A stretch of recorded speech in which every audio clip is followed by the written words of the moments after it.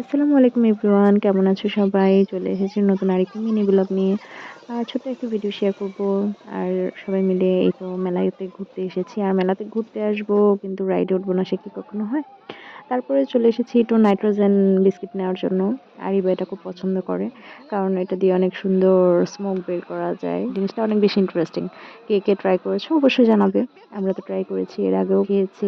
আর এটা আমাদের second time. কেমন হয়েছে অবশ্যই বলবা। শিফাও ট্রাই করলো।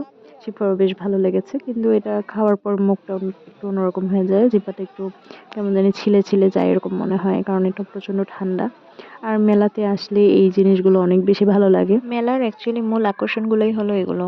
সন্দেশ, বাতাসা, নিমকি, মিষ্টি, মুরালি।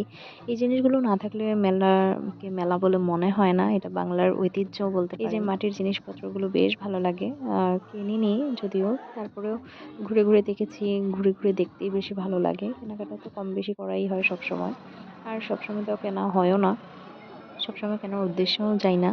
কিন্তু মেলাতে আসলে এই জিনিসগুলো দেখে ঘুরে, ঘুরে দেখতে বেশ ভালো লাগে। তারপরে তো আরিফা একটু খেলার দেখছিল। বাবুল কিনে দিলাম। তারপরে সবাই মিলে ফুচকা খেতে বসে গিয়েছি। মেলায় আসবো আর ফুচকা খাবো না, তাই কি হয়?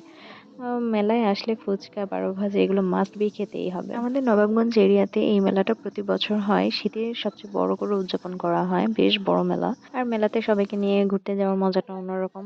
একা, একা ভালো লাগে না। সবাইকে নিয়ে একসাথে ঘুরতে গেলে বেশ ভালোই লাগে। সব লেডিসরা চলে এসেছে আর চুড়ি দেখবো না তা তো হতেই পারে না। তাই সব ঘুরে, ঘুরে দেখছিলাম। বেশ ভালোই লাগলো।